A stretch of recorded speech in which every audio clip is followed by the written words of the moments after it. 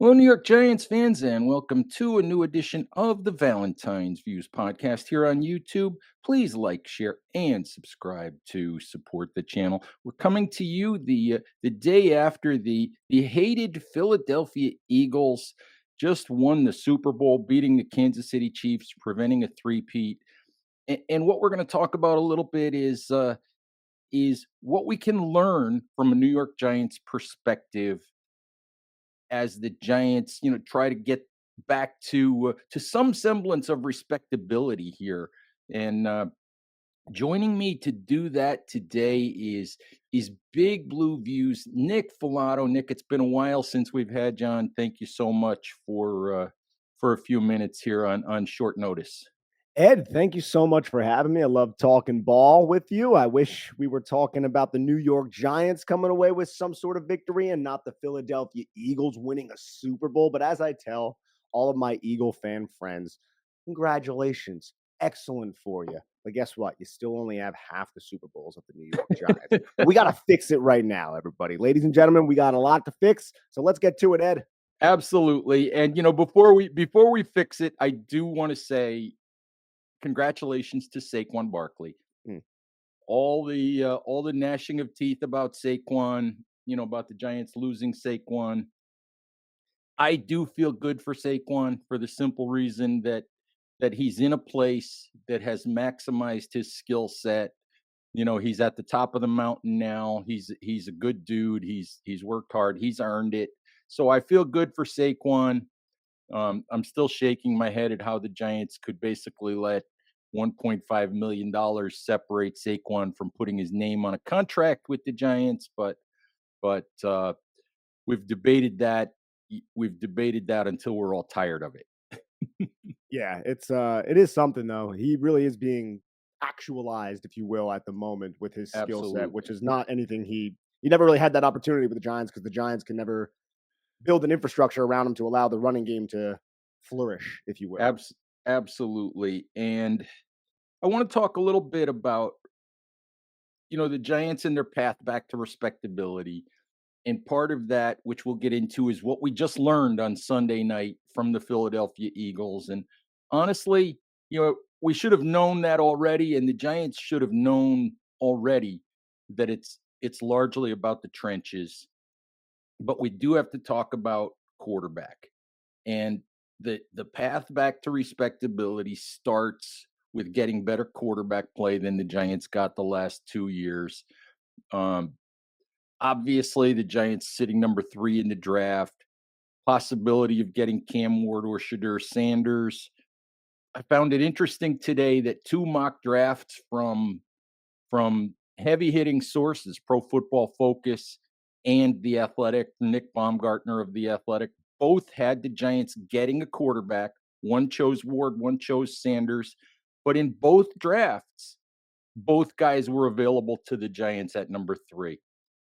And I don't know, just it's early, Nick, and I'm not going to ask you which guy you prefer. You can give us that if you want, but I just don't know how I feel as to whether or not it's realistic that the Giants could actually have their choice of both guys at number 3. I'm just curious how you think it might fall. It's tough to say. It's still very early. We have pro day circuit. We have the combine. We all know this, but Hmm. Abdul Carter and Hunter from Colorado are two elite prospects. Now, do I think the Tennessee Titans are going to forego drafting one of those two quarterbacks to go with a non-quarterback position? No, but what if those Tennessee Titans don't love one of the quarterbacks? So it really comes down to like the flavor for the Cleveland Browns and the Tennessee Titans. If I'm a betting man, I don't think the Giants are going to have the opportunity to select both of those guys at 3. Have the opportunity to get one of them, and they're both available at 3. But can one of them be there? Absolutely. Now it just comes down to the New York Giants. Do you want Shadur Sanders? Do you want Cam Ward?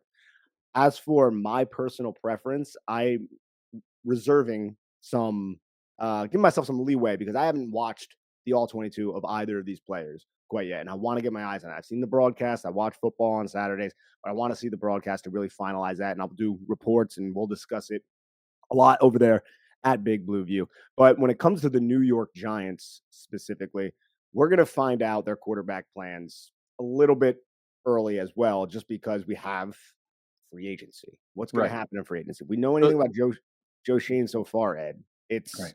he likes to double dip. He likes to pour assets into a position that was a vulnerability in the previous year. He's done this with the defensive line. He did it with the tight end position. He did it with a few other positions He throughout his did it with the time. offensive line So last the free offensive agency. line, yes. So this is something I think he's going to do. I think you have to. And at this point, when you look at the Giants, like Drew Lock's a free agent, Tommy DeVito is a restricted free agent, and Daniel Jones isn't here. So there's no quarterback on the roster. So he's Right. probably going to sign somebody. It's just who is that going to be in free Right. agency? And then he's going to draft, I think, a quarterback with that third overall selection.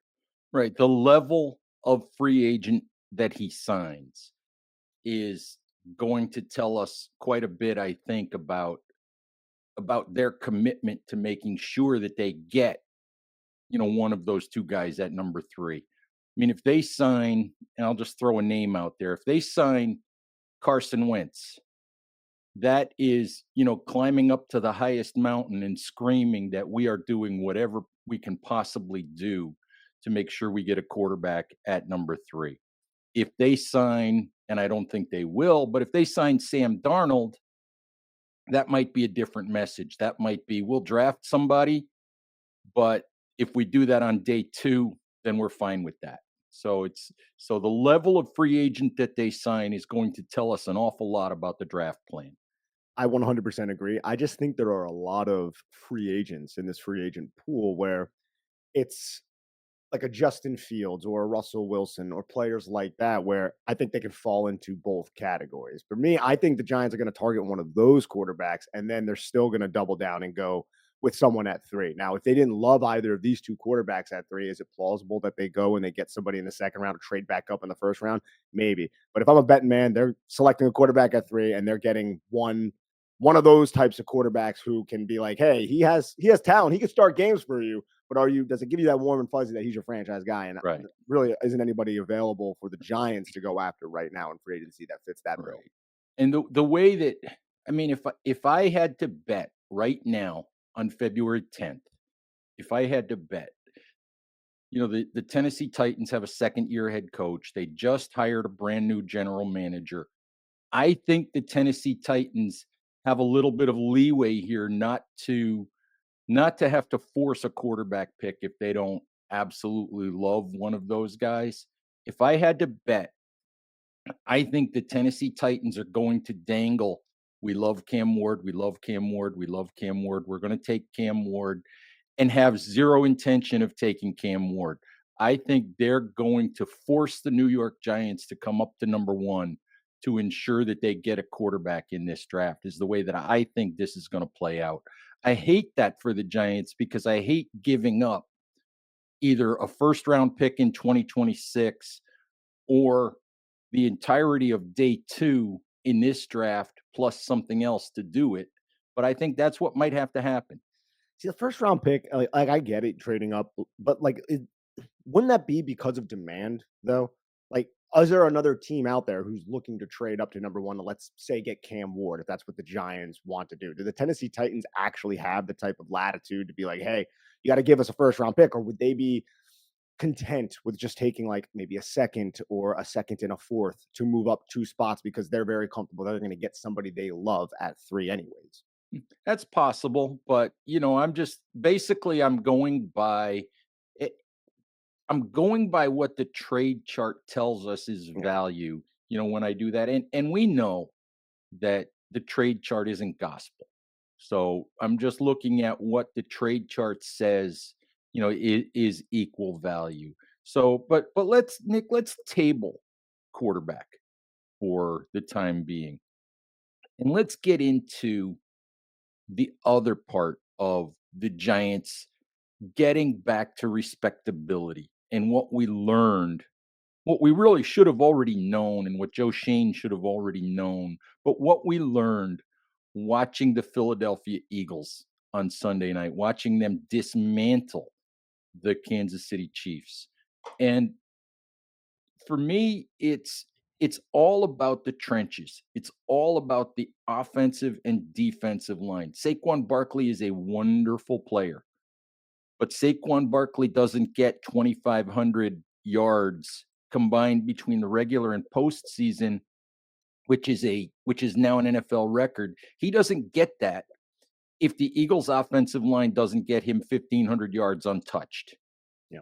And and the the Eagles don't win if they don't make, Patrick Mahomes look like a fidgety, uncomfortable, unsure quarterback, who made a lot of mistakes on Sunday night.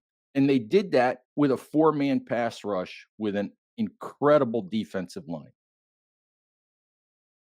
I mean, I'm just so to me, when I look at rebuilding the Giants and getting back to respectability, it has to start in the trenches. Just your thoughts real quick. Of course, it always starts in the trenches. We can reflect back on 2007 with the New York Giants when you had Kareem McKenzie and David Deal and Chris Snee, and you locked down Richie Soybert, the offensive line. And then on defense, obviously, Strahan, Tuck, Humanure. We all know this.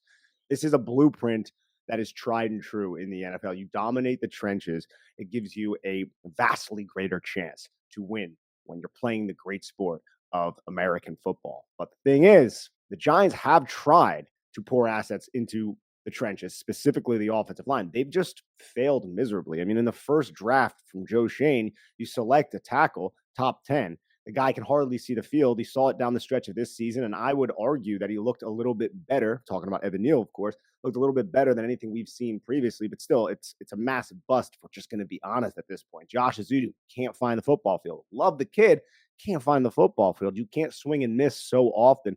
And it forces the Giants to then go and sign a Jermaine Illuminor. It forces the Giants to then go and sign and spend a little bit more than maybe you would want on a guy like John Runyon, who's a solid player. Because you missed on all of the draft picks that you tried to land, and that's going to affect you. And then you don't have the money to sign Xavier McKinney. You don't have the money to Right. sign Saquon Barkley. It's Right. you need to nail those draft picks, man, and you need to develop them. And a lot of that starts with offensive line coach Jeff Stoutland. You have a defensive coordinator for the Eagles and Vic Fangio. The Giants don't necessarily have that type of continuity on either side of the coaching, on either side of the football from a coaching standpoint. So there's a lot that you can go over at this point, but you need to land the strength on offense and defense. The Giants have one of the best Right. defensive linemen in the league right now with Dexter Lawrence, but you really don't have anybody else behind him, Ed. And that's Right. a big problem. And I don't even know if Raheem Nunez-Roches is going to make it through March as a New York Giants. He could be one of those cap casualties. And we're sitting there talking about, I like Raheem Nunez-Roches, but that shouldn't be your second defensive lineman. Right. Like they need to Right. beef that up on the interior parts of the defensive line. Right. Absolutely. I want to stay on the offensive side first. And the reality of it is, and you kind of hinted at it, you can connect the dots to Joe Shane saying last offseason that we we didn't want to spend money on Saquon because we needed that money for the offensive line. But when you connect the dots, we needed that money, or the Giants needed that money on the offensive line because the GM had failed to identify the proper offensive lineman in the draft. He's drafted four guys, did not draft one, as well as he drafted in 2024. He did not draft an offensive lineman, which I thought was problematic. You've got four offensive linemen that he has drafted. The only one who looks like an NFL player is John Michael Schmitz. And the reality of it is, John Michael Schmitz has been a bottom tier NFL starting center for 2 years. My only sense of optimism about the offensive line and about, the Giants have to get back to drafting offensive linemen. They have to get it right. The only I have my fingers crossed the Giants hired Chris Snee, former Giants offensive lineman, as a senior scout with a focus on the offensive line. My hope is that with someone in there whose focus, whose expertise is offensive line, that going forward they do a better job of adding that young talent. I would love for that to be true. That's obviously going to be the hope. I'll say this though, Joe Shane might attempt to contend and say, "I drafted players that we liked, but those players Right. weren't developed," and that could cause a sort of chasm within the relationship of Brian Dable, the coaching staff, and Joe Shane. Now, I'm not 100% sure if that's happening, but there were some comments I think through the end of last season that may suggest that the uh the water was a little turbulent, right? Like there were some Well, waves going on between the two, which is not always a great thing, Ed. But you're right. You need to identify, select, and then develop those offensive linemen.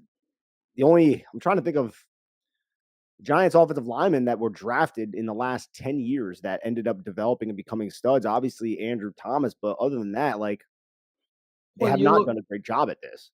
no, and you look at shoot, you go all the way back to um Weston Richburg was a good player that Was they drafted. You go back to Will Hernandez, and Will Hernandez has been a terrific player in Arizona. He was a guy who couldn't figure out how to pick up a stunt with the Giants. And that tells you, to me, that tells you that's not on Will Hernandez. That's on coaching. And so yeah, there's definitely, coaching and the fact that they've turned over the coaching staff every 2 years forever and ever, and they've had a series of questionable decisions as far as offensive line coaches. Um, Dave DeGuglielmo, Mark Colombo. Can't even think of who it was before. Al Who, Hunter. that's right, underneath Pat Shermer, and these were, Hal Hunter, for example. One thing I know about the hire of Hal Hunter is they hired Hal Hunter basically out of retirement because nobody else would take the job to work for Pat Shermer. And they were buddies too, I think. And If I'm and that Yeah. was the biggest problem with the hire of Pat Shermer. Going all the way back to that is that, Pat Shermer probably deserved a second chance as an NFL head coach. And he did a nice job, for a short period of time with Daniel Jones. But nobody top tier assistant coaches did not want to work for Pat Shermer, and that was a problem. I can And see that's Yeah, that's why that's why the Giants ended up with some of the assistant coaches they ended up with. absolutely. You're 100% right, and if we just go back, look, the talent, the players, that's the main ingredient, but you need somebody who's gonna be able to coordinate them, somebody who's gonna be able to actually cook that meal, right? Right. Pat Flaherty was the offensive line coach from when? Like 2004 to it was like 11 years, I think. All the way through the Coughlin era. All the way through the Coughlin era. And during that, yes, he had great players, but he was able to get them all playing on the same page. If there was a rotation, he was able to handle that. So I do think a lot of this does. I think most of it stems from the players, obviously, but I do think having that coach, that Jeff Stoutland that the Eagles have, having that Dante Scarnecchia from the New England Patriots days, that can go a long way. Now we just need to say, is Carmen Brasillo that guy? It seems like a lot of people love Carmen Brasillo. It seemed to be they seem to be a better offensive line, but look at what Bobby Johnson just did in Washington, and that offensive line played above their weight. So, Mhm. so when it comes to the Giants, it just doesn't seem like they've been able to get the personnel and the coaching on the same page. Now, how do we identify why is that the case? I'm not 100% certain about that.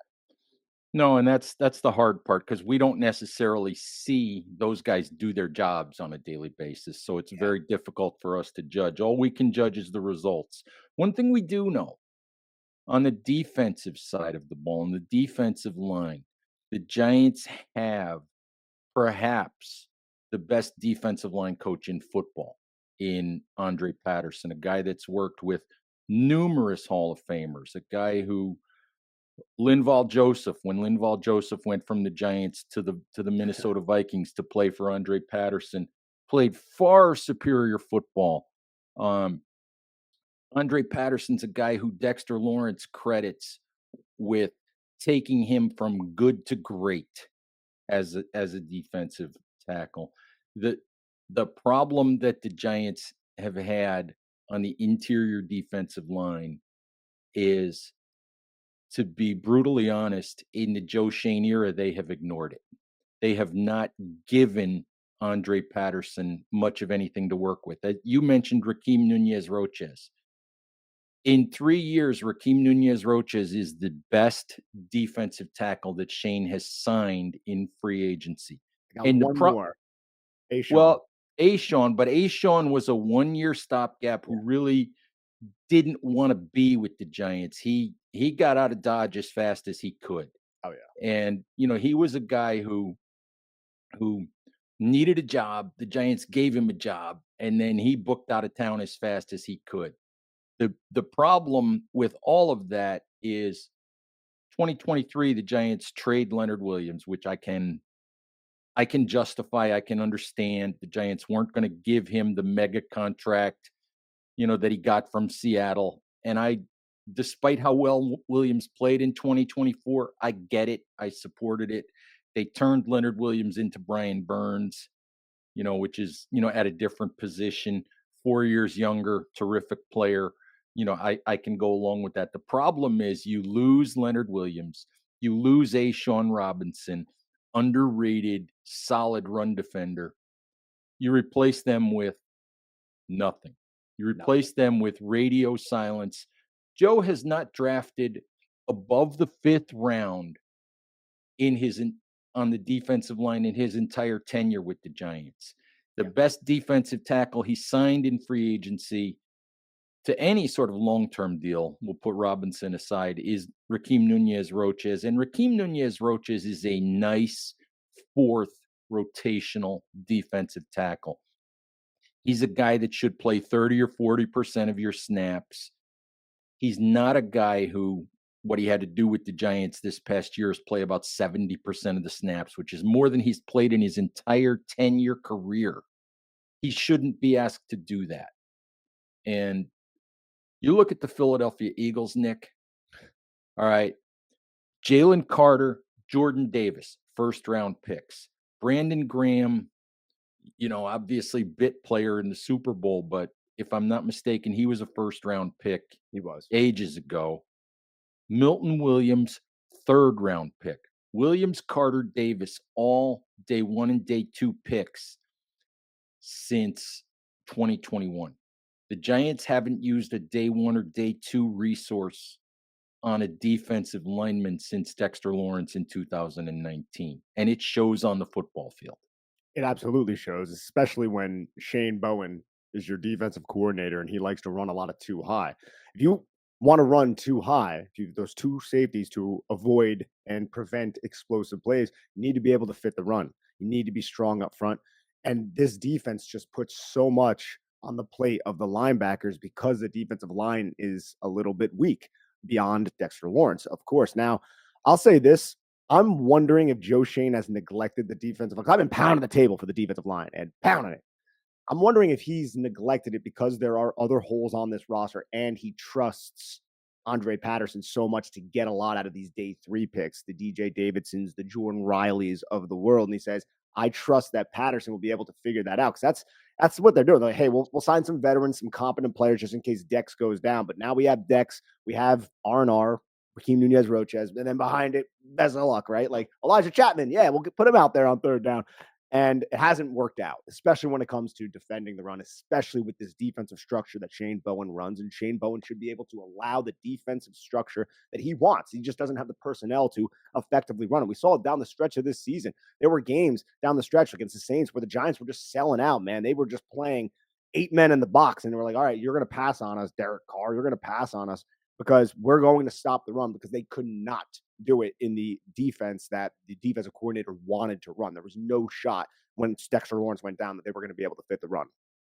Absolutely. And it's a good point, but it's still, Oh, I you agree. look at good football teams, and good football teams,